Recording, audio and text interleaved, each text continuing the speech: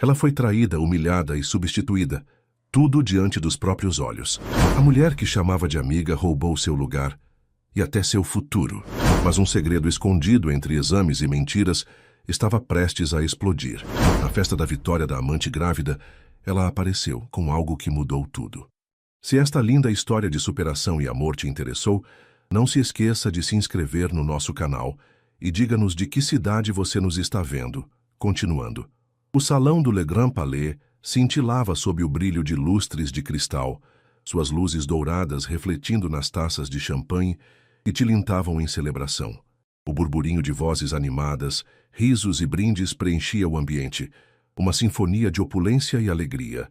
Ali, no coração do restaurante mais exclusivo da cidade, a elite social se reunia para testemunhar o que muitos chamavam de um novo começo. Uma história de amor que, para alguns, parecia ter saído de um conto de fadas moderno e, para outros, de um roteiro de novela. No centro de toda essa efervescência, um vestido azul royal de seda esvoaçante envolvia a figura de uma mulher que irradiava uma felicidade quase palpável. Sua barriga, agora proeminente e orgulhosamente exibida, era o epicentro da atenção, um testemunho silencioso de uma nova vida que estava por vir. Era uma ironia do destino, ou talvez uma reviravolta calculada, que aquela mesma mulher, há poucos meses, ocupava uma posição secundária, quase invisível, em outra narrativa, vivendo à sombra de uma história que não era a sua. Agora, os holofotes estavam sobre ela. Sorrisos, flores, abraços efusivos e felicitações sinceras, ou assim pareciam, eram direcionados a ela de todos os cantos do salão. E ao seu lado, com um sorriso que parecia forçado demais para ser completamente genuíno, estava o homem que, por tantos anos, fora chamado de marido por outra. Ele, Ricardo, o anfitrião da noite, um empresário de sucesso, mas com um histórico de relacionamentos tão complexo quanto seus negócios, parecia pela primeira vez verdadeiramente à vontade, ou pelo menos tentava parecer. Atrás da porta de serviço, uma fresta estreita revelava o espetáculo. Olhos marejados, mas mãos firmes, observavam cada detalhe da cena. Não havia raiva, apenas uma profunda tristeza e uma determinação gélida. Em uma das mãos, uma pasta fina de couro, na outra, um envelope de papel creme selado com uma descrição quase ameaçadora. Dentro deles não havia apenas papéis, mas fragmentos de uma verdade, um segredo que estava prestes a explodir no meio daquela festa de fachada. A amante grávida, Lúcia, com seu sorriso triunfante, celebrava o que ela acreditava ser sua vitória definitiva, o ápice de um plano meticulosamente traçado. Ela brindava, recebia os elogios, sentia o poder de ser a nova protagonista. Mas a celebração estava prestes a ser interrompida. A mulher que observava, Ana, a ex-esposa, aquela que Lúcia havia tentado apagar da história, estava ali, e tudo mudaria em questão de segundos. O som, inicialmente sutil, de saltos finos ecoando sobre o piso de madeira polida do restaurante, começou a cortar o burburinho alegre. Era um ritmo constante, deliberado, que gradualmente se sobrepunha às vozes, aos risos, ao tilintar das taças. O burburinho diminuiu, as conversas esmaeceram, e o riso que antes preenchia o ar cessou abruptamente. A alegria que adornava os rostos dos convidados congelou, substituída por uma curiosidade tensa. Todos, como se movidos por um único impulso, viraram-se em direção à origem daquele som hipnotizante. Ana caminhava com uma postura que beirava a realeza, serena e inabalável, cada passo medido e preciso. Seu olhar, antes marejado, agora era de aço, fixo em seu objetivo, sem vacilar, sem se desviar. Não havia vestígios de dor ou amargura em sua expressão, apenas uma calma perturbadora que anunciava a tempestade. Ao se aproximar da mesa central, onde Lúcia e Ricardo estavam sentados, a figura de Ana parecia crescer em estatura, projetando uma sombra sobre a cena festiva. Ricardo, o anfitrião da noite, que até então mantinha um sorriso forçado, empalideceu visivelmente. Seus olhos se arregalaram em uma mistura de choque e pavor, como se tivesse visto um fantasma. Aquela figura, que por tanto tempo foi sua esposa, sua companheira, a mulher que ele havia prometido amar e honrar, agora surgia diante dele não como um espectro do passado, mas como uma força incontrolável do presente, carregando consigo algo muito mais valioso e perigoso que meras palavras. Provas. Antes que qualquer um dos convidados, ou mesmo Ricardo, pudesse intervir, antes que Lúcia pudesse reagir com sua habitual petulância, Ana estendeu a mão com um movimento fluido e deixou o envelope creme sobre a mesa de mogno, bem ao lado do arranjo de flores exuberantes. O silêncio que se seguiu foi pesado, denso, quase palpável, preenchido apenas pela respiração contida dos presentes. O ar no salão parecia ter sido sugado, deixando todos em um estado de suspensão. Ana, com a voz baixa, mas que ressoou por todo o ambiente, proferiu as palavras que selariam o destino daquela noite e de muitos ali presentes. Isso diz respeito a todos aqui, e mais ainda ao que está por vir.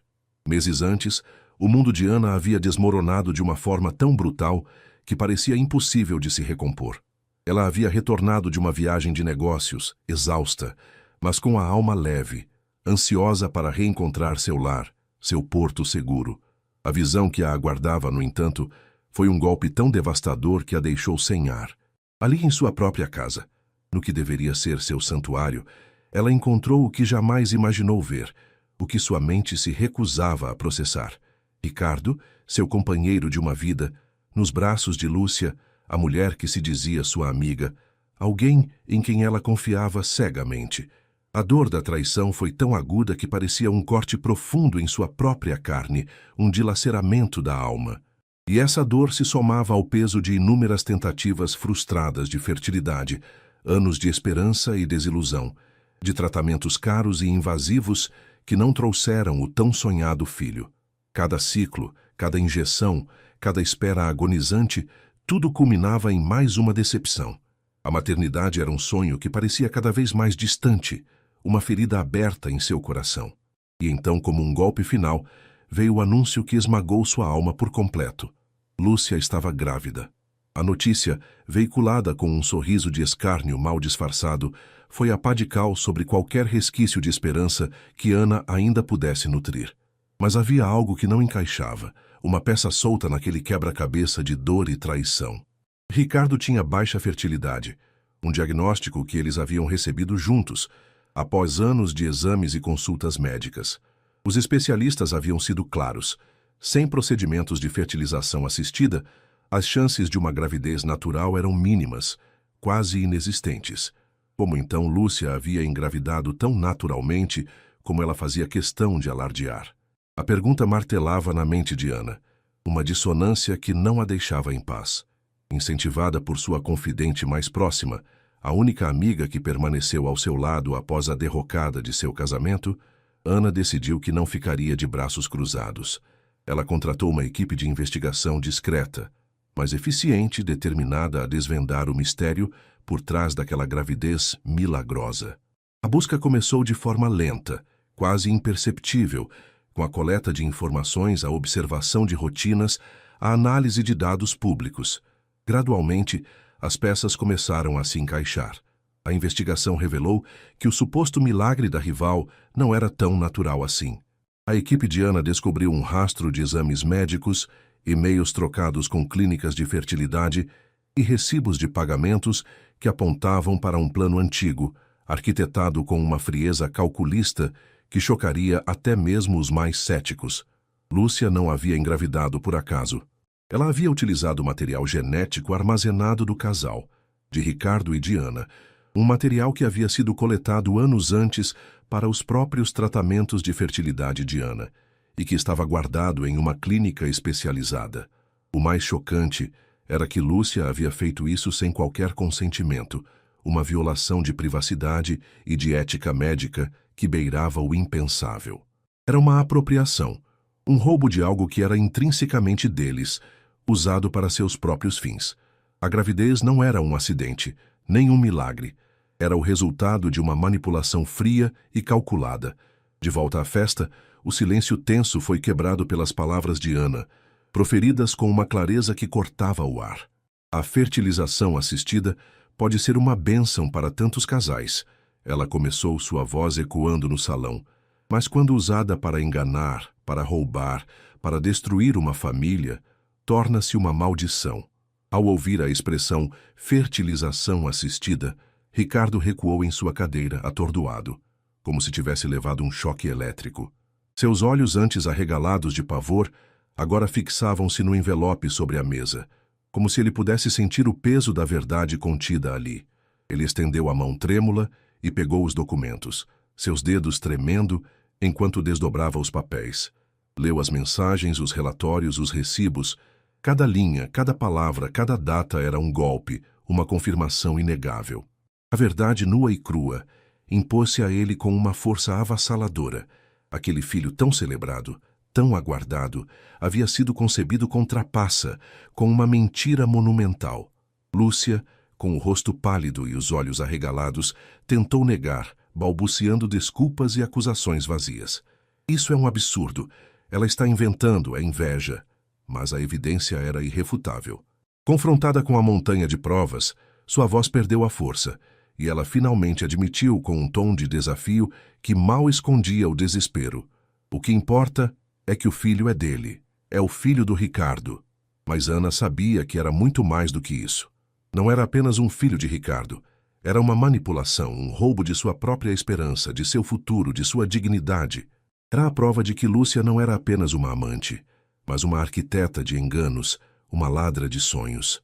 Com a alma em paz, uma paz que há muito tempo não sentia, Ana se virou e caminhou para fora do salão, deixando para trás o caos que havia instigado. O som de seus saltos, que antes anunciava sua chegada, agora marcava sua saída, um eco da verdade que havia sido revelada. A festa estava arruinada, as aparências desfeitas, e a vida de muitos ali nunca mais seria a mesma. Ana havia cumprido sua missão, a verdade havia chegado, e com ela, a vida de Lúcia e Ricardo, e a de todos os envolvidos, começava a dar uma volta completa. O eco das palavras de Ana pairava no ar do Le Grand Palais, mais cortante do que o tilintar de qualquer taça quebrada. O silêncio, antes tenso, transformou-se em um burburinho abafado de espanto e indignação. Lúcia, que momentos antes irradiava um brilho triunfante, agora parecia murchar sob o peso dos olhares condenatórios. Seu rosto, outrora pálido, assumiu um tom avermelhado de vergonha e fúria contida. Ela tentou se levantar, os olhos faiscando em direção à porta por onde Ana havia desaparecido, como se quisesse persegui-la e desfazer a verdade que acabara de ser lançada. Mas suas pernas, traidoras, falharam, e ela afundou de volta na cadeira, as mãos cobrindo o rosto em um gesto de desespero. Ricardo, por sua vez, estava em um estado de torpor. A pasta com os documentos que Ana havia deixado jazia aberta sobre a mesa, revelando gráficos de clínicas de fertilidade, datas de procedimentos e, o mais chocante, o nome de Ana associado ao material genético. Ele sentia o olhar de cada convidado sobre si, não mais de admiração, mas de pena e desaprovação. A imagem de sua vida perfeita, meticulosamente construída, desintegrava-se diante de seus olhos. O que parecia ser um novo capítulo de sua vida, com um filho tão desejado, revelava-se uma farsa grotesca, uma manipulação que o colocava em uma posição de ridículo e vulnerabilidade. Ele não conseguia desviar o olhar dos papéis, cada linha uma estocada em sua dignidade. A festa, que deveria ser a celebração de sua nova família, havia se tornado o palco de sua humilhação pública. A noite terminou em um caos. Os convidados, constrangidos e chocados, começaram a se retirar apressadamente, deixando Lúcia e Ricardo sozinhos no salão, agora frio e vazio. As flores exuberantes e os lustres cintilantes pareciam zombar de sua desgraça. Lúcia tentou argumentar, chorar, implorar, mas Ricardo estava surdo às suas súplicas. A traição de Ana havia sido dolorosa, mas a de Lúcia, que havia roubado a essência de um sonho e a transformado em uma arma, era imperdoável. Ele não via mais a mulher que amava, mas uma estranha, uma predadora que havia se aproveitado de sua vulnerabilidade. A gravidez, antes um motivo de alegria, agora era um lembrete constante da mentira. Nos dias que se seguiram, a vida de Ricardo e Lúcia se transformou em um inferno midiático. A história, com seus elementos de drama, traição e ciência, dominou as manchetes. A reputação de Ricardo, antes intocável, foi arrastada na lama. Sua empresa, que dependia fortemente de sua imagem pública, começou a sofrer perdas significativas. Acionistas exigiam explicações e contratos milionários foram suspensos. Lúcia, por sua vez, tornou-se a vilã da história, alvo de críticas e escárnio nas redes sociais. Sua vida social, antes tão agitada, desmoronou completamente. Amigos se afastaram, portas se fecharam, e ela se viu isolada com a única companhia de sua própria amargura e a incerteza do futuro de sua gravidez. Enquanto isso, Ana se recolhia. A satisfação da vingança era efêmera, substituída por um cansaço profundo. Ela havia exposto a verdade, mas o custo emocional era imenso. Sua amiga, Clara, a única que permaneceu ao seu lado, foi seu porto seguro. Clara a ajudou a lidar com a avalanche de mensagens e ligações, a maioria de apoio, mas algumas de curiosidade mórbida. Ana sabia que a batalha legal ainda estava por vir, com implicações complexas sobre a paternidade e a violação de dados genéticos. Mas pela primeira vez em muito tempo, ela se sentia no controle de sua própria vida. A dor da traição ainda estava ali, uma cicatriz profunda, mas a ferida aberta estava começando a cicatrizar. Ela havia recuperado sua voz, sua dignidade e a capacidade de olhar para o futuro sem a sombra da mentira. O caminho à frente seria longo e desafiador, mas Ana estava pronta para trilhá-lo passo a passo, em busca de uma paz duradoura e de um novo propósito. A calmaria que Ana sentia era apenas a superfície de um oceano turbulento. Embora a verdade tivesse sido exposta, a batalha mais árdua ainda estava por vir. Sentada em seu pequeno apartamento, que agora parecia um refúgio seguro, ela folheava os documentos que seu advogado, Dr. Elias Mendes, havia preparado. Ele era um homem de meia idade, com uma calma que inspirava confiança e um olhar perspicaz que parecia enxergar além das palavras. Elias havia explicado a complexidade do caso, a apropriação indébita de material genético, a fraude, a quebra de contrato com a clínica de fertilidade e as implicações legais para a criança que estava por nascer. Ana sabia que não seria fácil, que a mídia continuaria a escrutinar cada passo, mas a ideia de finalmente ter justiça a impulsionava. Ela passava horas com Elias, revisando detalhes, relembrando conversas, reconstruindo a linha do tempo que a levou àquele ponto. O apoio de Clara era inestimável. Ela trazia refeições, ouvia pacientemente e oferecia a distração necessária com conversas sobre o futuro, sobre novos projetos e sobre a vida que Ana merecia construir para si mesma, livre das amarras do passado. Enquanto Ana tentava reconstruir sua vida, o mundo de Ricardo desabava em ruínas. A empresa, ante seu orgulho, estava em crise. Reuniões de emergência com acionistas e conselheiros tornaram-se rotina, todas elas permeadas por um clima de desconfiança e acusação. A imagem de Ricardo, antes sinônimo de sucesso, agora era associada a escândalo e fraude. Ele se trancava em seu escritório, evitando o telefone, as notícias e principalmente Lúcia. A raiva e o ressentimento que sentia por ela eram avassaladores. A mulher que ele acreditava amar e que lhe daria um filho havia se revelado uma mentirosa cruel, e a cada dia que passava, a realidade da manipulação se tornava mais insuportável.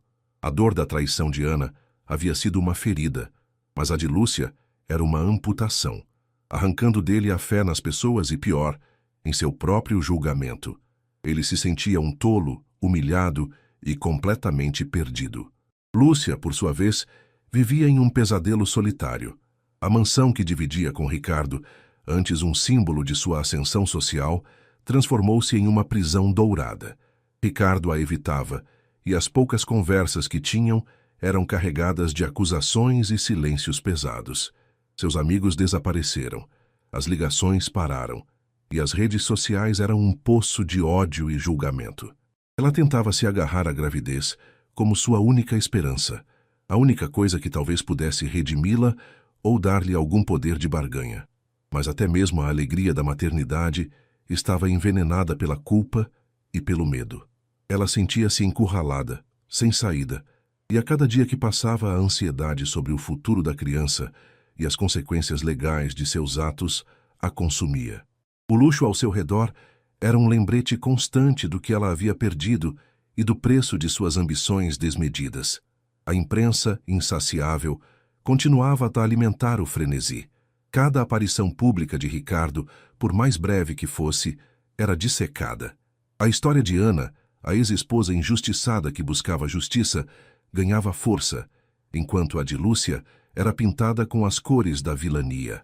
O caso se tornou um estudo de caso sobre ética em reprodução assistida, sobre os limites da ambição e sobre a complexidade das relações humanas. Elias Mendes, o advogado de Ana, começou a receber propostas de entrevistas, mas ele e Ana decidiram manter o foco na preparação legal, evitando o circo midiático sempre que possível. Ana sabia que a batalha no tribunal seria pública, mas queria que sua voz fosse ouvida através dos fatos, e não do sensacionalismo. Ela estava pronta para enfrentar Ricardo e Lúcia novamente, não com a raiva do passado, mas com a serenidade de quem busca a verdade e a justiça.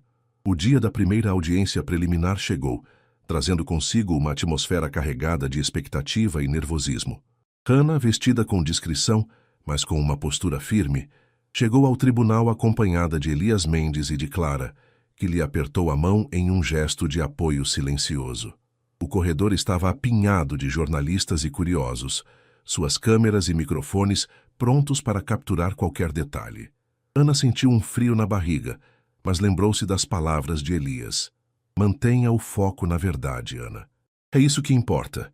Ao entrar na sala de audiências, seus olhos encontraram os de Ricardo. Ele parecia exausto, com olheiras profundas e uma expressão de quem carregava o peso do mundo. Ao seu lado, Lúcia, visivelmente grávida, estava pálida e com os olhos inchados, evitando o contato visual com Ana a todo custo. O ar na sala era denso, carregado de anos de mágoa, traição e sonhos desfeitos. A audiência começou com o Dr. Elias Mendes apresentando a petição inicial, detalhando a fraude, a apropriação indébita do material genético e o impacto devastador na vida de Ana. Ele apresentou as provas da clínica de fertilidade, os registros de doação de óvulos de Ana e os testes de DNA que confirmavam a origem do embrião. A cada palavra, Lúcia parecia encolher-se na cadeira, enquanto Ricardo mantinha um semblante impassível, embora a tensão em seus ombros fosse visível. O advogado de Lúcia, um defensor experiente em casos de família, tentou desqualificar as provas, alegando que Ana havia consentido com a doação e que a gravidez de Lúcia era legítima, apesar da origem do material. A discussão jurídica era complexa, mergulhando em questões de consentimento informado, direitos reprodutivos e a definição de paternidade em um cenário tão incomum. Para Ricardo, a audiência era uma tortura. Ele não conseguia se concentrar nos argumentos legais. Sua mente estava fixada na imagem de Ana, tão diferente da mulher que ele havia deixado para trás. Ela estava mais forte, mais determinada, e a dor em seus olhos havia sido substituída por uma resolução fria. E Lúcia, a cada mentira proferida por seu advogado, Ricardo sentia um nó no estômago.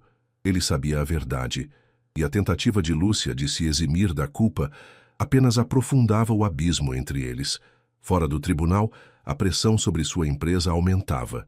Os investidores estavam inquietos, a mídia não dava trégua, e a sombra do escândalo ameaçava engolir todo o seu império. Ele sentia-se encurralado, tendo que lidar com a ruína de sua vida pessoal e profissional simultaneamente. Lúcia, por sua vez, sentia-se cada vez mais isolada. A gravidez avançava, mas a alegria que deveria acompanhá-la estava ausente. As consultas médicas eram solitárias, os planos para o futuro incertos. Ela tentava convencer a si mesma de que havia agido por amor, por um desejo desesperado de ter um filho com Ricardo, mas a verdade era que sua ambição havia cegado seu julgamento.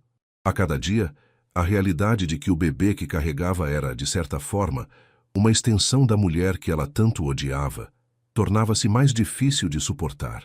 O processo judicial era um lembrete constante de seus erros, e o medo de perder tudo, inclusive o bebê, a consumia. Ela olhava para Ricardo buscando algum apoio, mas encontrava apenas um olhar vazio, repleto de ressentimento. Ao final da audiência, o juiz estabeleceu um cronograma para a apresentação de novas provas e testemunhos, indicando que o caso seria longo e complexo. Ana saiu do tribunal com uma sensação agridoce. A justiça era lenta, mas estava em movimento. Ela sabia que o caminho seria exaustivo, mas a cada passo sentia-se mais próxima de seu objetivo. Não apenas de provar a fraude, mas de redefinir sua própria vida, de encontrar um novo significado para a maternidade, mesmo que não fosse da forma que um dia sonhou. O apoio de Clara era um bálsamo, e a cada noite, Ana se permitia sonhar com um futuro onde a paz e a verdade finalmente prevaleceriam. A repercussão da primeira audiência foi imediata e avassaladora. Os jornais e portais de notícias estampavam manchetes sensacionalistas, com fotos de Ana, Ricardo e Lúcia dissecando cada detalhe do drama. A opinião pública estava dividida, mas a maioria pendia para o lado de Ana, a vítima que buscava justiça. Para Ana, a exposição era exaustiva, mas ela tentava se blindar focando nas sessões com Elias Mendes. Eles passavam horas no escritório, analisando cada precedente legal, cada vírgula dos documentos, preparando-se para a fase de depoimentos. Elias explicou que a estratégia seria demonstrar não apenas a fraude, mas a premeditação e o dano psicológico sofrido por Ana.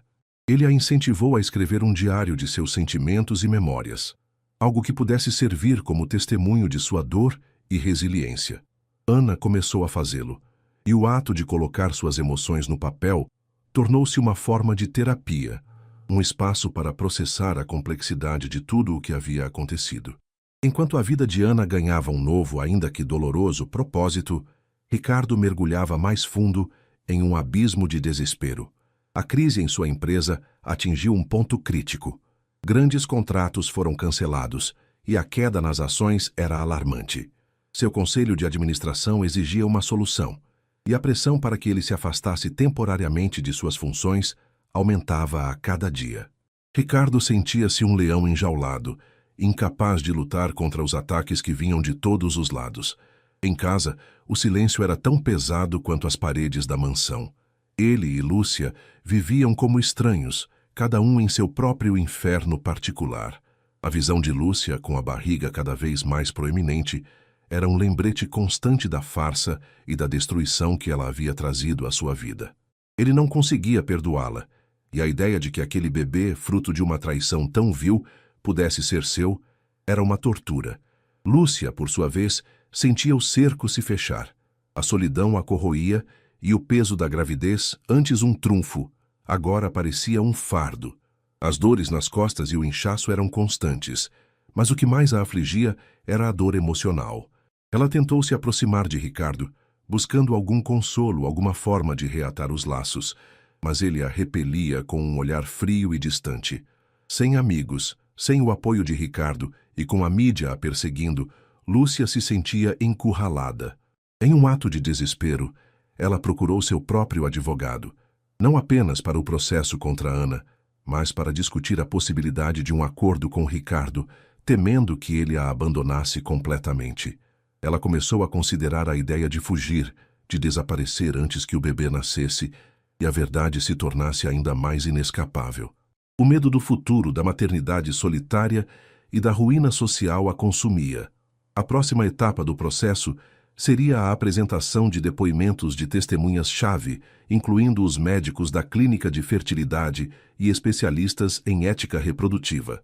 Elias Mendes estava confiante, mas alertou Ana que a defesa de Lúcia tentaria descredibilizá-la de todas as formas possíveis. Ana se preparava mentalmente para reviver cada momento doloroso, cada detalhe da traição. Ela sabia que seria uma prova de fogo, mas estava determinada a não recuar. A cada dia, ela sentia uma força crescente dentro de si, uma resolução que a impulsionava para a frente. Ela não estava mais apenas lutando por justiça. Estava lutando por sua própria voz, por sua dignidade e pelo direito de reescrever sua história, não como a vítima, mas como a sobrevivente que emergiu mais forte das cinzas de uma traição devastadora. O nascimento do bebê de Lúcia se aproximava, e com ele a certeza de que a verdade, por mais dolorosa que fosse, viria à tona de uma vez por todas. A fase de depoimentos começou, e cada sessão era um mergulho doloroso no passado para Ana. Sentada diante dos advogados de Lúcia e Ricardo, ela foi submetida a um interrogatório exaustivo. Perguntas sobre seu relacionamento com Ricardo, seus sonhos de maternidade, os detalhes de seu tratamento de fertilidade e até mesmo sobre sua vida pessoal antes do casamento foram feitas com uma frieza calculada. Ana respondia com clareza e dignidade, apoiada pela presença discreta de Elias Mendes, que intervinha quando as perguntas se tornavam excessivamente invasivas. A estratégia da defesa de Lúcia era clara: tentar pintar Ana como uma mulher amargurada, talvez até instável, que estava usando a situação para se vingar e obter ganhos financeiros. No entanto, a calma de Ana e a consistência de suas respostas, muitas vezes corroboradas pelos registros médicos, tornavam essa tática ineficaz. Cada vez que ela falava sobre a dor da traição e a violação de seu sonho de ser mãe, sua voz embargava, mas ela se recusava a chorar, determinada a não dar a eles a satisfação de vê-la desmoronar. Para Ricardo, a situação se tornava insustentável. A pressão dos acionistas culminou em uma reunião de conselho, onde ele foi formalmente afastado da presidência da empresa sob o pretexto de uma licença por tempo indeterminado para resolver questões pessoais. A notícia vazou para a imprensa, adicionando mais lenha à fogueira do escândalo. Ele se sentia impotente, sua vida profissional, que ele havia construído com tanto esforço, desmoronando sob seus pés. Em casa, a tensão com Lúcia era palpável. As discussões eram frequentes e amargas, e ele se recusava a participar de qualquer conversa sobre o bebê, que estava prestes a nascer. A ideia de que aquele filho, com o DNA de Ana, seria criado por Lúcia e carregaria seu sobrenome era um tormento. Ele se via preso em uma teia de mentiras e manipulações, sem saber como sair dela, e a cada dia, a raiva e o ressentimento por Lúcia cresciam, sufocando qualquer resquício de afeto que pudesse ter existido. Lúcia, por sua vez, estava à beira do colapso. A gravidez avançava para o último trimestre, e as dores físicas se somavam à angústia mental. Ela não conseguia dormir, atormentada por pesadelos e pela incerteza do futuro. O afastamento de Ricardo era um golpe devastador, e ela via seu mundo desintegrar-se. Seus advogados a alertavam sobre a gravidade da situação legal e a aconselhavam a considerar um acordo, mas Lúcia se recusava a ceder, agarrando-se à esperança de que, de alguma forma, o nascimento do bebê pudesse mudar a percepção de Ricardo e da sociedade. No entanto, a realidade era cruel. Ela estava sozinha. As poucas pessoas que ainda a procuravam eram curiosos ou membros da imprensa, buscando uma declaração. O isolamento e o medo de perder o bebê para Ana, caso a justiça decidisse a favor dela, a levavam a um estado de paranoia e desespero. Enquanto os depoimentos se desenrolavam no tribunal, a data prevista para o nascimento do bebê de Lúcia se aproximava rapidamente. A imprensa já estava em polvorosa, especulando sobre o futuro da criança e as implicações legais do caso. Elias Mendes alertou Ana que o nascimento traria uma nova onda de atenção midiática e que a questão da custódia seria o próximo grande desafio. Ana, embora exausta, sentia uma estranha mistura de apreensão e curiosidade. Ela sabia que aquele bebê, geneticamente seu, mas gerado por Lúcia, seria o ponto central de uma batalha que transcendia a simples disputa por um embrião. Era uma luta pela verdade, pela ética e, de certa forma, pela definição de maternidade em um mundo cada vez mais complexo. Ela se preparava para o que viria, sabendo que a chegada do bebê não seria o fim, mas o início de um novo e imprevisível capítulo em sua vida. O telefone de Ana tocou no meio da noite, um som estridente que a arrancou de um sono agitado. Era Clara, com a voz embargada de emoção e um toque de urgência. Ana, o bebê nasceu. Lúcia deu à luz uma menina. Uma onda de emoções conflitantes varreu Ana. Surpresa, uma pontada de curiosidade e uma dor antiga que se misturava com uma nova e estranha sensação de conexão. A notícia se espalhou como um incêndio. No dia seguinte, as manchetes não falavam mais apenas do escândalo, mas do bebê do caso, da criança da discórdia. A mídia se aglomerava na porta da maternidade, ansiosa por qualquer informação, qualquer imagem. Elias Mendes ligou para Ana logo cedo, alertando-a para a nova fase do processo. a questão da custódia. É fundamental que você esteja preparada, Ana. A batalha agora será pela criança. Lúcia, exausta e fragilizada pelo parto, sentia-se mais vulnerável do que nunca. A alegria do nascimento de sua filha era ofuscada pelo medo constante de perdê-la. Ela olhava para o pequeno ser em seus braços, um misto de amor e desespero a invadindo. Ricardo não apareceu na maternidade. Ele estava em casa, afundado em sua própria miséria, incapaz de enfrentar a realidade de um filho que não era seu, mas que carregava o DNA da mulher que ele havia traído. A notícia do nascimento apenas aprofundou seu tormento. Ele se sentia um estranho em sua própria vida, um espectador da sua própria ruína. A empresa estava à beira do colapso e sua reputação em frangalhos. A ideia de ter que lidar com a criança, que era um símbolo vivo de toda a farsa, era insuportável. Ana, por sua vez, sentia uma estranha atração pela notícia. Apesar de toda a dor e traição, aquele bebê era geneticamente parte dela. Ela se pegou imaginando como seria a menina, se teria seus olhos, se herdaria algum de seus traços. A ideia de que uma criança inocente estava no centro de toda aquela disputa a angustiava. Elias Mendes a aconselhou a não visitar a maternidade, para evitar mais sensacionalismo e para não dar munição à defesa de Lúcia. No entanto, Ana passava horas conversando com Clara, tentando processar a complexidade de seus sentimentos. Ela não queria a criança para se vingar, mas sentia que tinha o direito de saber, de entender e, talvez, de proteger aquele pequeno ser de toda a toxicidade que a cercava. A maternidade, que antes era um sonho distante e doloroso, agora se apresentava de uma forma inesperada e cheia de dilemas éticos e emocionais. Os advogados de Lúcia, por sua vez, preparavam-se para argumentar que, independentemente da origem genética, Lúcia era a mãe que havia gestado e dado à luz a criança, e que a separação seria prejudicial ao bem-estar do bebê. Eles tentariam usar a condição de saúde de Lúcia pós-parto e a suposta instabilidade de Ana, que eles haviam tentado construir nos depoimentos anteriores, como argumentos para manter a custódia com Lúcia. O tribunal se preparava para a fase mais delicada do processo, aquela que envolveria o futuro de uma vida inocente. Ana sabia que a batalha seria ainda mais intensa, mais emocional. Ela não estava lutando apenas por si mesma agora, mas por uma criança que, de alguma forma, era sua e que havia nascido no olho de uma tempestade que ela mesma havia desencadeado ao expor a verdade.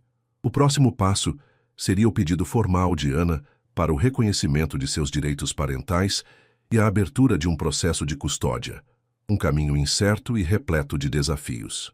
Com o nascimento da menina, o foco da batalha legal mudou drasticamente e Elias Mendes agiu rapidamente. Ele protocolou uma petição formal em nome de Ana, solicitando o reconhecimento de seus direitos parentais sobre a criança, baseando-se nas provas genéticas e na fraude que levou à concepção do embrião.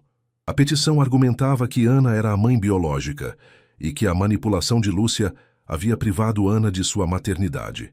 A mídia explodiu com a notícia, transformando o caso em um debate nacional sobre ética reprodutiva, direitos de doadores de gametas e a definição de maternidade.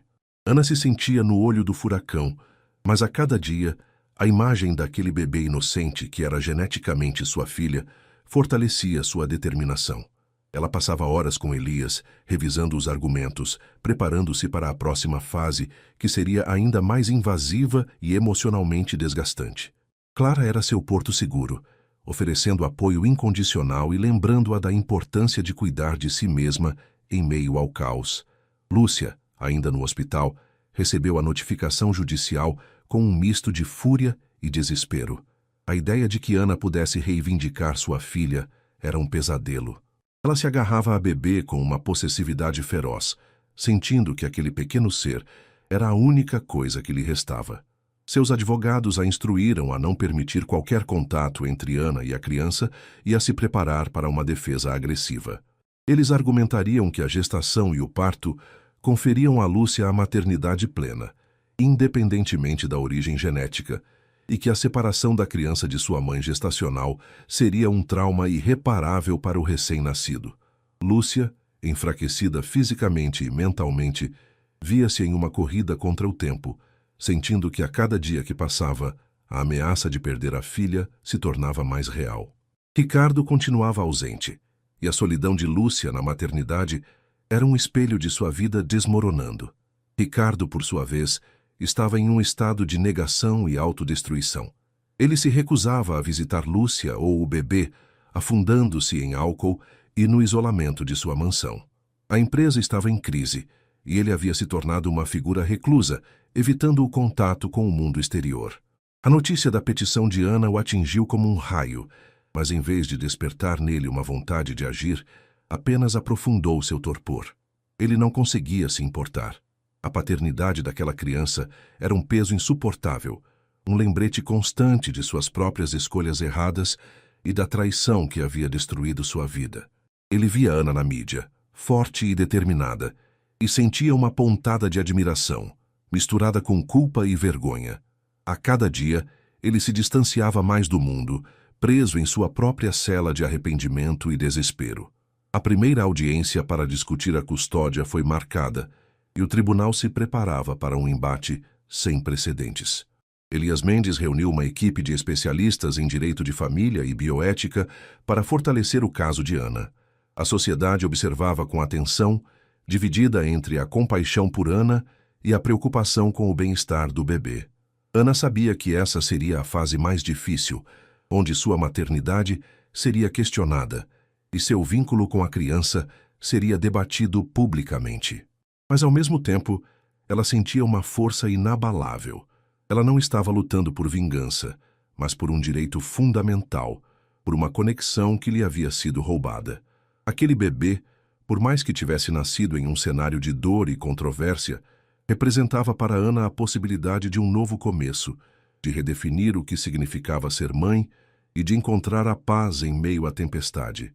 A sala de audiências estava ainda mais lotada do que nas sessões anteriores, com a presença maciça da imprensa e de curiosos ávidos por cada detalhe da disputa pela custódia.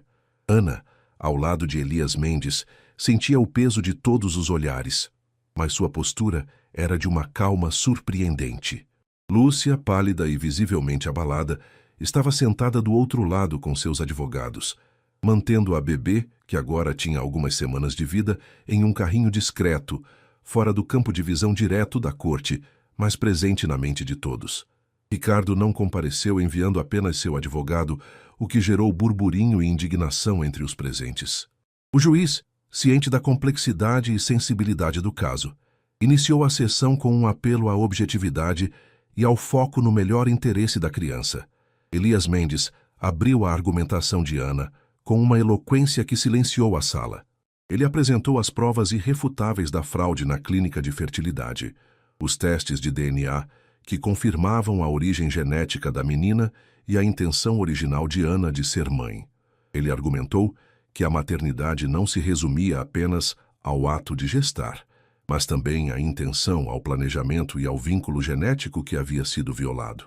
Minha cliente Ana foi roubada de seu sonho mais profundo, de sua própria identidade como mãe, por um ato deliberado de engano e apropriação.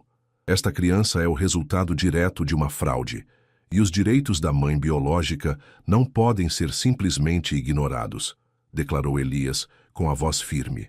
Ele também apresentou depoimentos de psicólogos infantis que defendiam a importância de um ambiente familiar estável e a necessidade de clareza sobre a identidade da criança no futuro.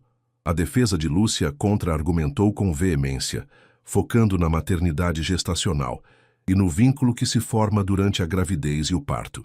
O advogado de Lúcia apresentou testemunhos de médicos e enfermeiras que atestavam o cuidado de Lúcia com a bebê desde o nascimento, e de psicólogos que argumentavam que a separação da criança de sua mãe gestacional, especialmente em seus primeiros meses de vida, poderia causar danos psicológicos irreversíveis. A senhora Lúcia carregou esta criança em seu ventre por 9 meses, deu à luz e tem provido todos os cuidados desde o primeiro dia. O amor e o vínculo materno que se formaram são inquestionáveis. Separar esta criança de sua mãe, a única que ela conhece, seria um ato de crueldade, defendeu o advogado apelando à emoção da corte. Lúcia, com os olhos marejados, olhava para a bebê que dormia tranquilamente, como se temesse que a qualquer momento ela pudesse ser arrancada de seus braços. Para Ana, ouvir os argumentos da defesa de Lúcia era como reviver a dor da traição. Cada palavra parecia minimizar sua própria experiência, sua própria perda. No entanto, ela se mantinha firme, lembrando-se das palavras de Elias sobre a importância de sua dignidade. Ela sabia que a decisão do juiz seria um divisor de águas, não apenas para ela, mas para a própria jurisprudência, em casos de reprodução assistida. A audiência se estendeu por horas, com a apresentação de documentos, vídeos e depoimentos de especialistas. O juiz, visivelmente pensativo, encerrou a sessão, informando que a decisão seria proferida em uma data futura, após cuidadosa deliberação. Ana saiu do tribunal exausta, mas com a sensação de que havia lutado com todas as suas forças. O futuro da pequena menina, e o seu próprio, permaneciam em um limbo, aguardando o veredito que definiria o que significava ser mãe em um mundo onde a ciência e a ética se entrelaçavam de formas tão complexas.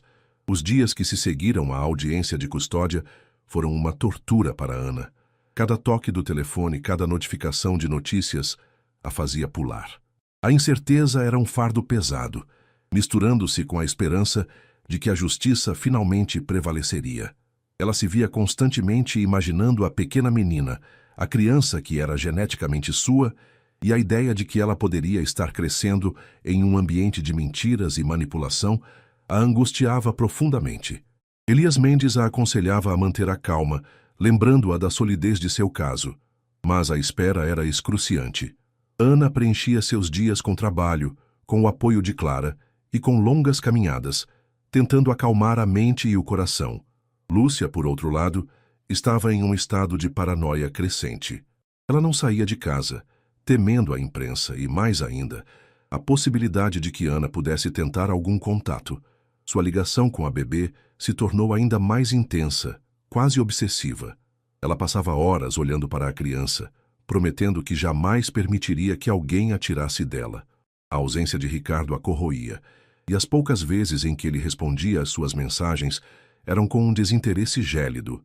Lúcia sentia-se encurralada, com o mundo desabando ao seu redor, e a bebê era seu único ponto de ancoragem, seu último resquício de controle. Ela se recusava a considerar qualquer cenário que não fosse a manutenção total da custódia. Ricardo continuava em seu isolamento autoimposto.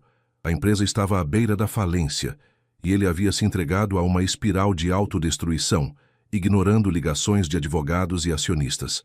A notícia do nascimento da menina e a subsequente batalha pela custódia eram apenas ruídos distantes em sua mente turva. Ele não se sentia pai daquela criança, nem conseguia se importar com o desfecho da disputa.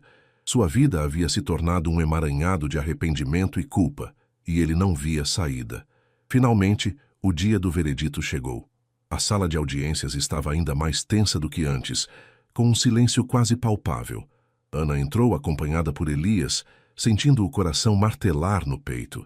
Lúcia estava lá segurando a bebê, que agora parecia um pouco maior e mais alerta, olhando ao redor com curiosidade. O juiz entrou e a sala se levantou em respeito.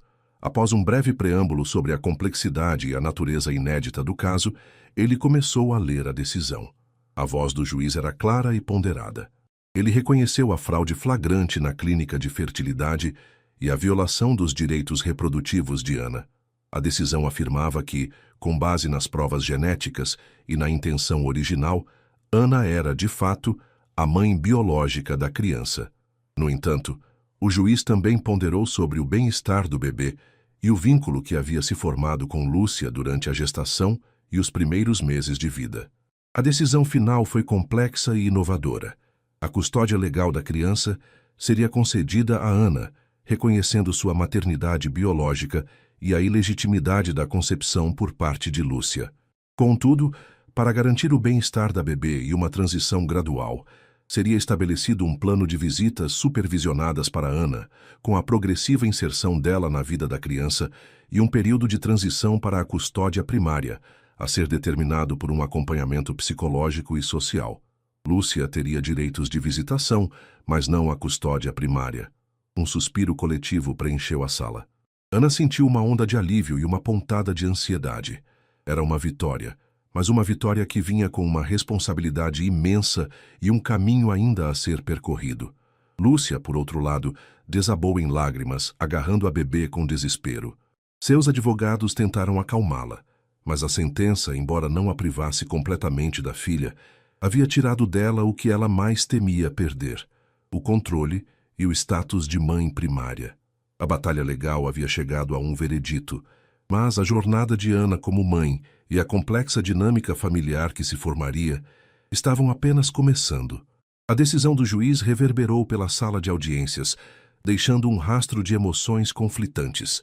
Para Ana, a sensação inicial de alívio foi rapidamente substituída por uma onda de ansiedade e uma profunda responsabilidade. A maternidade, que antes era um sonho distante, e depois uma batalha legal, agora se apresentava de uma forma complexa e cheia de nuances. Ela olhou para a pequena menina no colo de Lúcia e, pela primeira vez, sentiu uma conexão que ia além do genético, uma mistura de ternura e a promessa de um futuro incerto. Elias Mendes apertou sua mão, um gesto de apoio silencioso que a ancorou na realidade. É um precedente importante, Ana. Agora o foco é na criança, ele sussurrou enquanto o burburinho da imprensa começava a tomar conta do ambiente. Lúcia, por sua vez, estava inconsolável. As lágrimas escorriam livremente pelo seu rosto, manchando a roupa enquanto ela apertava a bebê contra si, como se temesse que a qualquer momento ela fosse arrancada de seus braços. Seus advogados tentavam argumentar com o juiz sobre a dureza da decisão, mas a sentença era clara. A perda da custódia primária, mesmo com os direitos de visitação, era um golpe devastador para ela.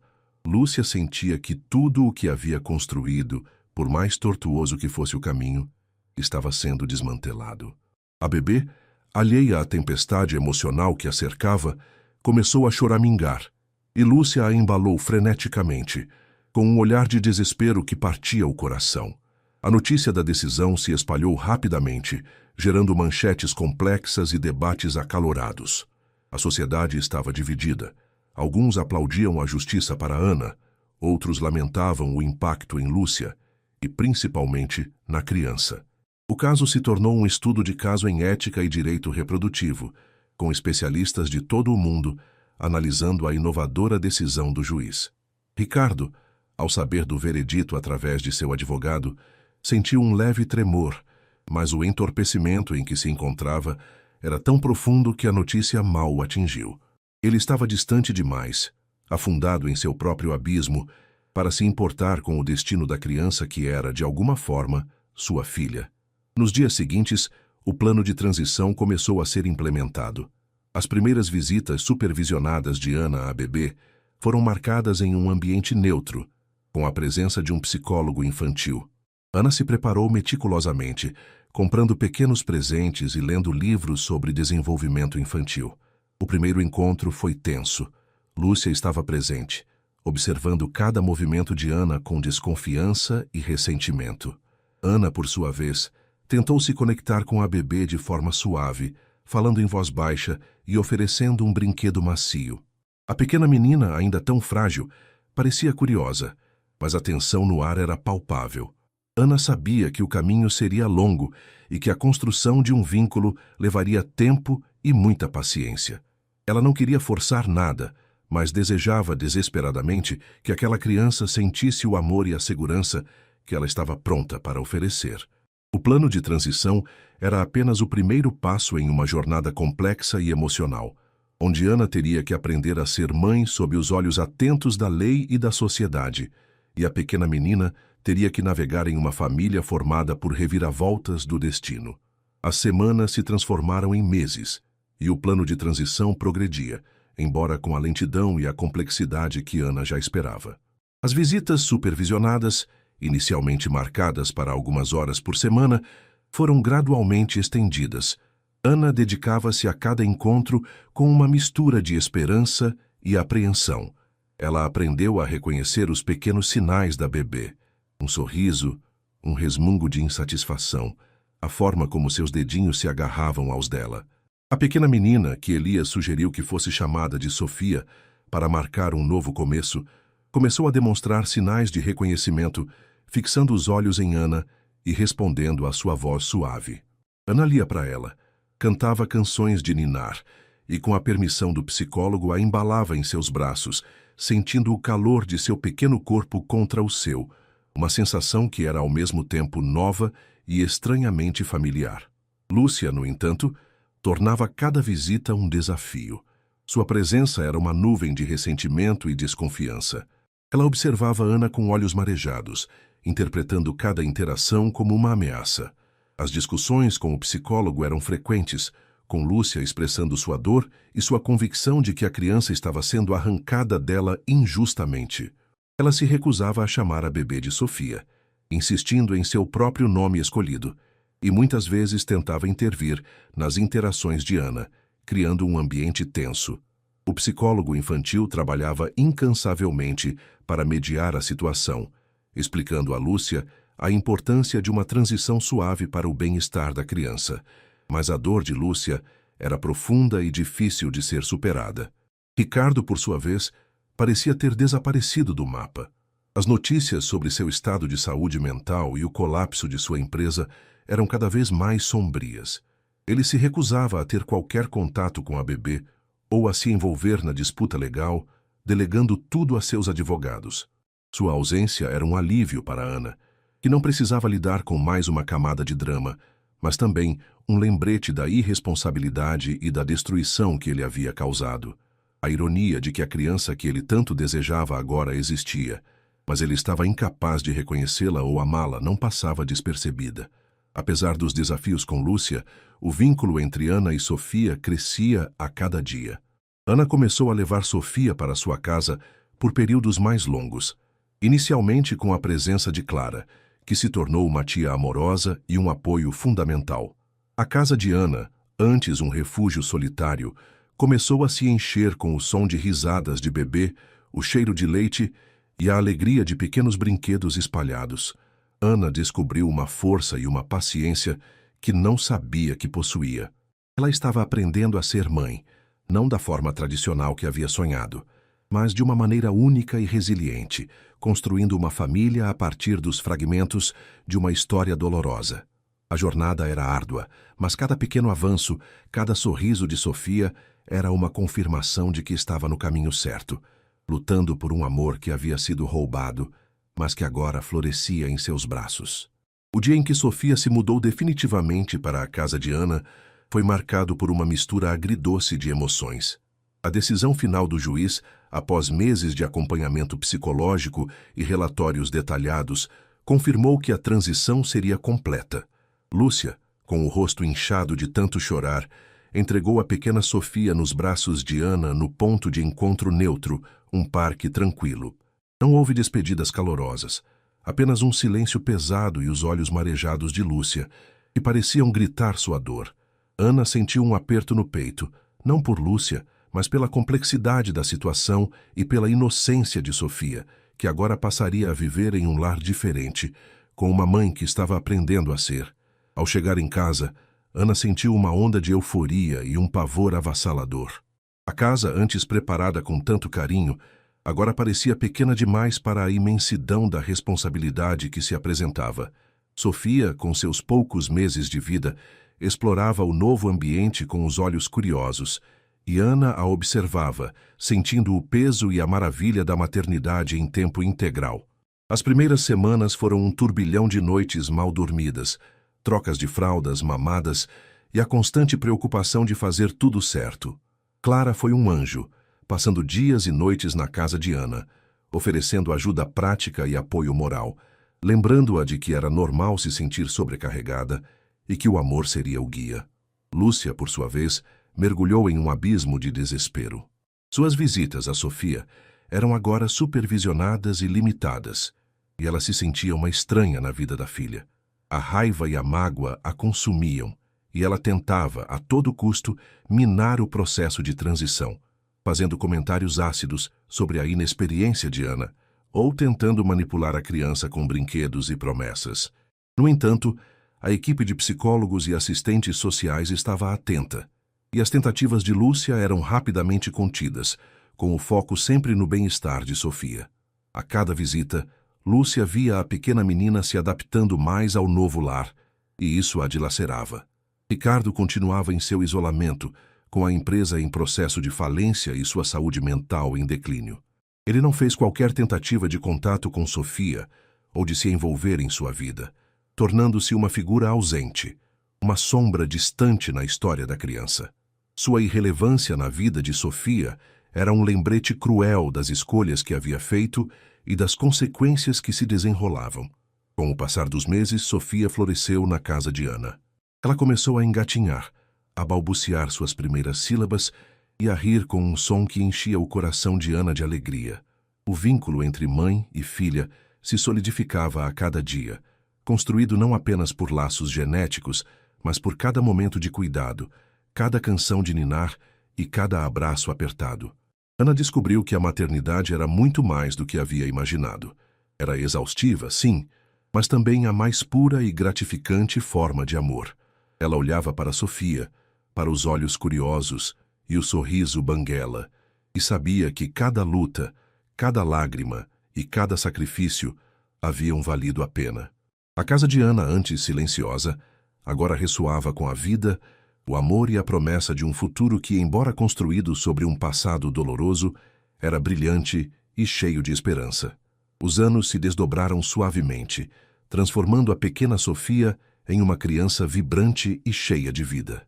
Seus primeiros passos desajeitados deram lugar a corridas animadas pelo parque. Suas primeiras palavras balbuciadas se tornaram frases complexas e perguntas incessantes.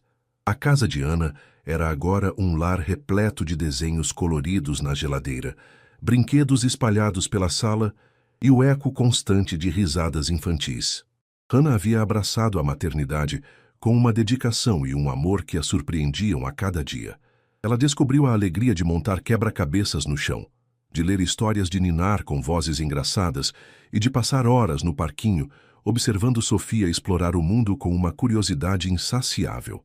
O passado doloroso da concepção de Sofia parecia cada vez mais distante, substituído pela realidade tangível e feliz de sua vida como mãe. Clara continuava sendo um pilar fundamental, uma tia-avó amorosa que mimava Sofia e oferecia a Ana um apoio inestimável, seja com conselhos práticos ou simplesmente com um ombro amigo. A rede de apoio de Ana se expandiu, incluindo outras mães da escola de Sofia e vizinhos que se encantavam com a energia da menina. Ana, que antes era mais reservada, encontrou na maternidade uma nova abertura para o mundo, uma comunidade que a acolhia e a celebrava. As visitas de Lúcia a Sofia continuaram, embora com uma frequência e duração cada vez menores, conforme determinado pelos relatórios psicológicos que atestavam a adaptação plena de Sofia ao lar de Ana. Lúcia ainda carregava a dor da perda e suas interações com Sofia eram frequentemente marcadas por uma melancolia que a criança, em sua inocência, não compreendia totalmente. Ela tentava de tempos em tempos reviver a narrativa de que era a verdadeira mãe, mas Sofia, crescendo em um ambiente de verdade e amor incondicional, parecia não se abalar por essas tentativas.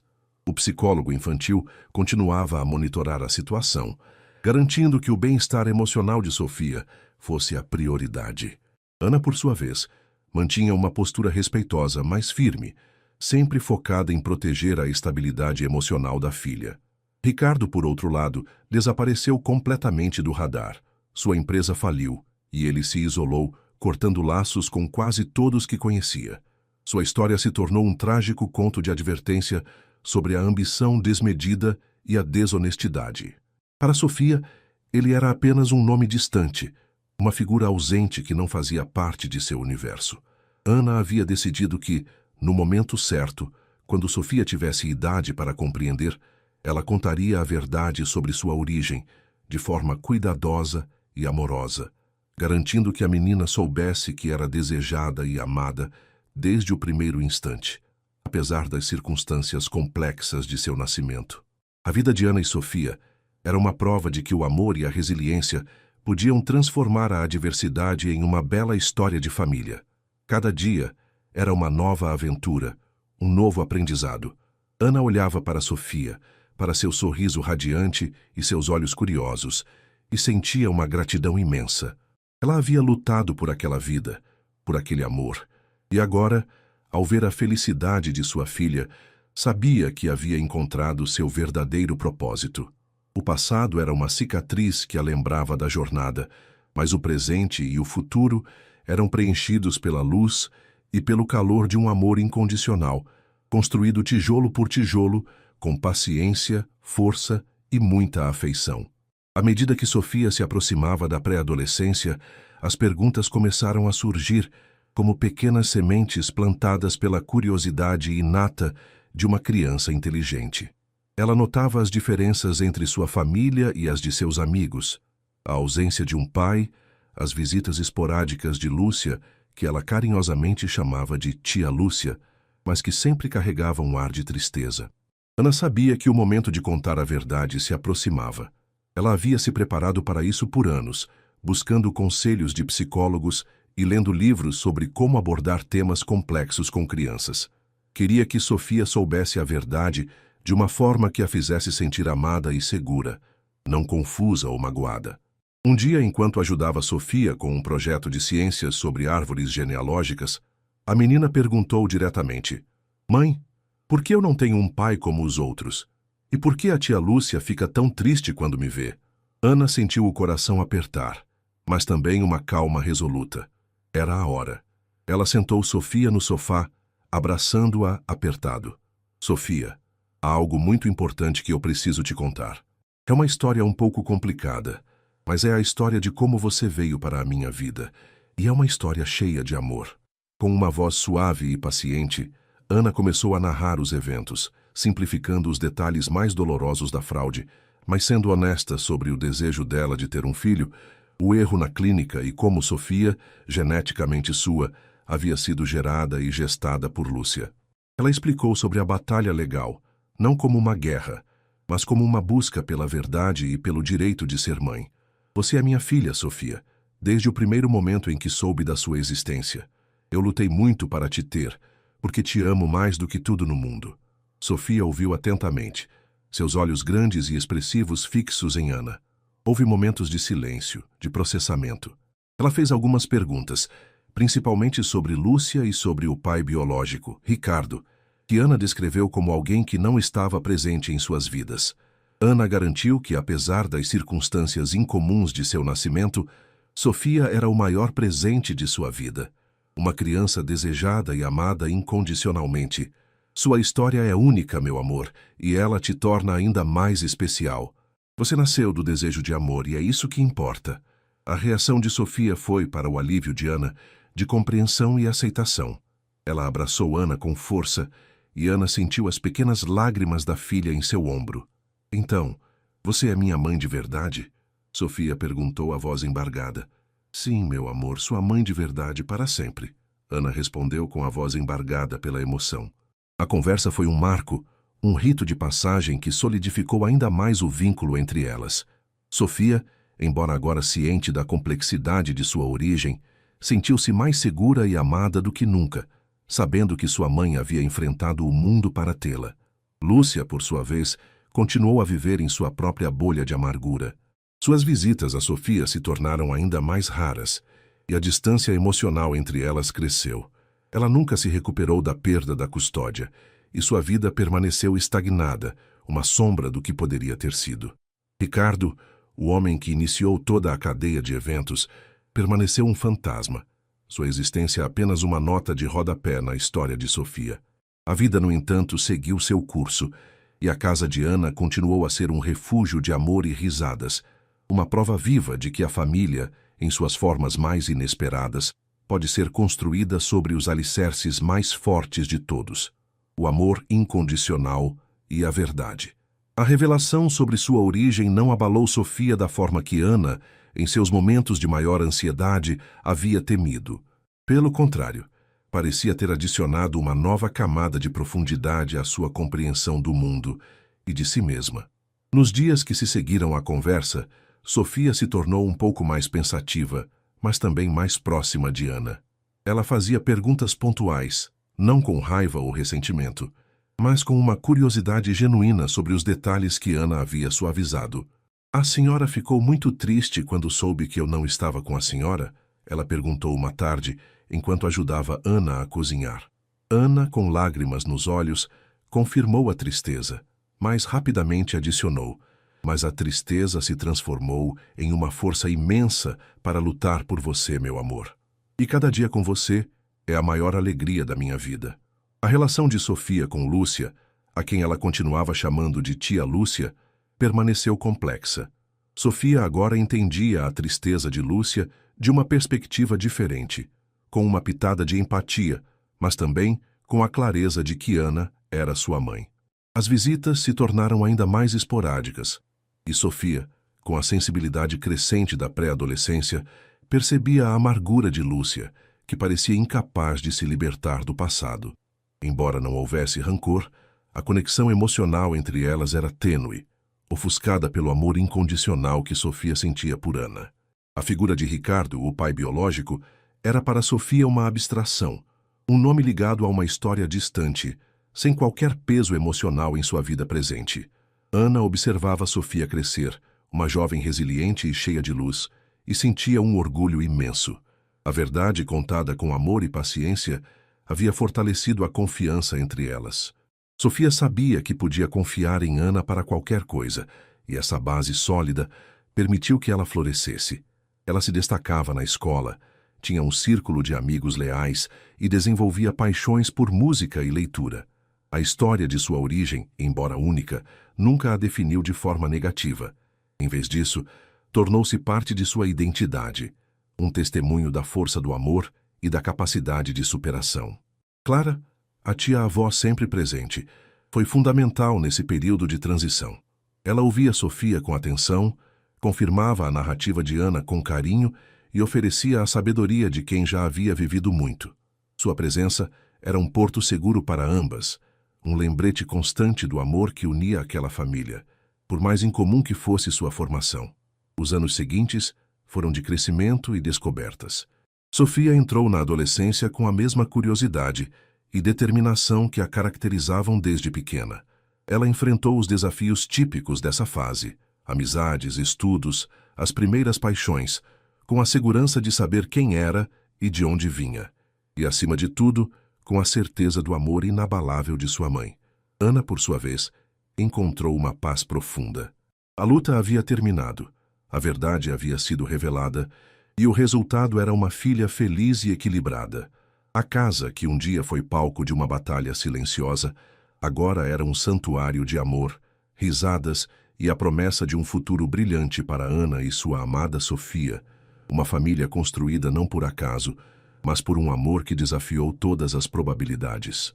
Sofia, agora uma jovem mulher, estava à beira da vida adulta, com os olhos brilhando com a promessa de um futuro que ela estava ansiosa para desvendar. A adolescência, com seus altos e baixos, havia sido navegada com a mesma resiliência e curiosidade que a caracterizavam desde criança. Sua história única, embora uma parte intrínseca de quem ela era, nunca a definiu de forma limitante. Pelo contrário, parecia ter-lhe conferido uma profundidade e uma empatia incomuns para sua idade. Ela era uma estudante dedicada, uma amiga leal e uma alma criativa, que encontrava expressão em sua paixão pela escrita e pela fotografia. Houve momentos, é claro, em que a complexidade de sua origem se manifestava. Em uma conversa com sua melhor amiga, Marina, sobre árvores genealógicas para um trabalho escolar, Sofia compartilhou a verdade sobre sua concepção e a batalha legal de Ana. Marina, inicialmente surpresa, rapidamente compreendeu a singularidade da situação e admirou a força de Sofia e de sua mãe. Sua história é incrível, Sofia. Mostra o quanto sua mãe te ama, Marina comentou, e Sofia sentiu um calor no peito, reafirmando a verdade que já habitava seu coração. Ela não sentia vergonha ou constrangimento, apenas uma aceitação tranquila de sua própria narrativa. Ana observava a filha com uma mistura de orgulho e uma pontada de nostalgia. A menina que ela havia lutado tanto para ter estava se tornando uma mulher independente e notável. As noites mal dormidas, as preocupações constantes e a dor do passado haviam se transformado em memórias distantes, ofuscadas pela alegria e pelo propósito que Sofia trouxe à sua vida. A casa, que antes parecia um campo de batalha, era agora um refúgio de amor incondicional, preenchido com as conversas animadas de Sofia e seus amigos e o aroma de seus pratos favoritos.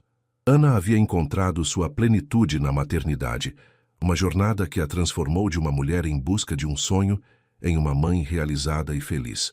Lúcia, por sua vez, permaneceu uma figura à margem. As visitas, que já eram raras, cessaram completamente quando Sofia completou 15 anos. A amargura de Lúcia nunca diminuiu, e ela se isolou ainda mais, incapaz de superar a perda e de aceitar a nova realidade. Para Sofia, tia Lúcia tornou-se uma lembrança distante, uma parte triste de sua história que ela observava com compaixão, mas sem apego. Ricardo, o pai biológico, era uma sombra ainda mais tênue, um nome que raramente era mencionado, completamente irrelevante para a vida que Sofia construiu com Ana. Clara, a tia-avó, continuava sendo um farol de sabedoria e carinho, celebrando cada conquista de Sofia e sendo um apoio silencioso para Ana. A família, embora não convencional, era forte e unida, construída sobre os alicerces de um amor que superou a adversidade. Quando Sofia recebeu a carta de aceitação de sua Universidade dos Sonhos, Ana sentiu uma onda de emoções. Era o início de um novo capítulo para Sofia, e embora a ideia de vê-la partir trouxesse um nó na garganta, Ana sabia que havia cumprido sua missão. A história, que começou com uma fraude e uma batalha legal, havia se transformado em um testemunho do poder do amor, da resiliência e da capacidade de uma mulher de construir uma família contra todas as probabilidades, encontrando a felicidade mais profunda nos braços de sua filha amada. O dia da partida de Sofia para a universidade amanheceu com um sol tímido, quase como se o próprio céu compartilhasse da melancolia agridoce que preenchia o coração de Ana. Ela havia dado a Sofia raízes fortes e asas para voar. A casa, antes vibrante com a energia da filha, parecia agora respirar um silêncio pressentido. Malas estavam prontas, o carro carregado e o momento da despedida iminente. Ana sentiu um nó na garganta enquanto observava Sofia, tão crescida, tão confiante, abraçar Clara uma última vez, prometendo ligar todos os dias. A menina que ela havia lutado para ter, que havia transformado sua vida de forma tão profunda, estava agora alçando voo. No carro, a caminho do campus, um silêncio confortável pairava entre mãe e filha. Ana olhava para Sofia, para o perfil determinado e os olhos curiosos, e uma torrente de memórias a invadiu. Lembrou-se do desespero inicial, da fraude cruel, da batalha legal exaustiva que a consumiu, cada audiência, cada relatório psicológico. Lembrou-se da dor de Lúcia, da ausência de Ricardo, de todas as adversidades que pareciam intransponíveis. Mas, acima de tudo, lembrou-se do primeiro sorriso de Sofia, do calor de seu pequeno corpo em seus braços, das noites em claro que se transformaram em momentos de puro amor e da alegria indescritível de vê-la crescer, aprender e florescer. Ao chegar ao dormitório, a agitação do campus universitário serviu como uma distração bem-vinda. Ajudaram Sofia a arrumar suas coisas, a decorar o quarto com pôsteres e fotos, transformando-o em um novo lar.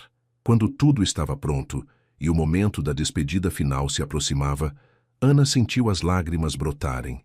Sofia, percebendo a emoção da mãe, segurou suas mãos. "Mãe", ela começou, a voz suave, "eu sei tudo o que a senhora passou por mim. Eu sei o quanto a senhora lutou. E eu sou tão grata. A senhora é a mãe mais incrível do mundo." As palavras de Sofia foram um bálsamo para a alma de Ana, a confirmação de que toda a dor, toda a luta havia valido a pena. Era o reconhecimento do amor incondicional que as unia, um amor que transcendeu a biologia e as circunstâncias mais difíceis. Hannah abraçou a filha com toda a força que tinha, sentindo o cheiro de seu cabelo, gravando aquele momento em sua memória. "Eu te amo mais do que as palavras podem dizer, meu amor. Voa alto. Estarei sempre aqui." Enquanto Ana dirigia de volta para casa, a cadeira de Sofia na sala parecia vazia, o silêncio mais presente. Mas não era um silêncio de solidão, e sim de plenitude. Ela havia plantado uma semente em solo árido, regado-a com lágrimas e amor, e agora observava a árvore crescer, forte e exuberante. A história de Sofia não era apenas a história de uma criança nascida de uma fraude, mas a prova viva de que o amor, a resiliência e a verdade podem construir a mais bela das famílias, superando qualquer obstáculo. Ana sorriu, olhando para o horizonte. Seu coração estava cheio não de ausência, mas de uma profunda e duradoura alegria. Fim da história. Que jornada emocionante, não é mesmo? A história de Ana e Sofia nos mostra a força do amor incondicional, a resiliência diante das adversidades e como a verdade, contada com carinho, pode fortalecer os laços mais profundos. Desde o desejo ardente de Ana de ser mãe, passando pela dolorosa descoberta da fraude, a corajosa batalha legal e a construção de uma família baseada no amor e na verdade, cada capítulo foi uma prova de que o coração de uma mãe pode superar qualquer desafio. Se você se emocionou com essa narrativa, se inspirou na determinação de Ana e se encantou com a doçura de Sofia, não deixe de demonstrar seu apoio. Inscreva-se no nosso canal para não perder nenhuma história, deixe seu like neste vídeo, comente o que mais te tocou nessa jornada e compartilhe com amigos e familiares que também precisam conhecer essa mensagem de esperança e amor. E para continuar essa viagem por narrativas incríveis, confira a playlist à esquerda, com outras histórias que vão tocar seu coração e te fazer refletir.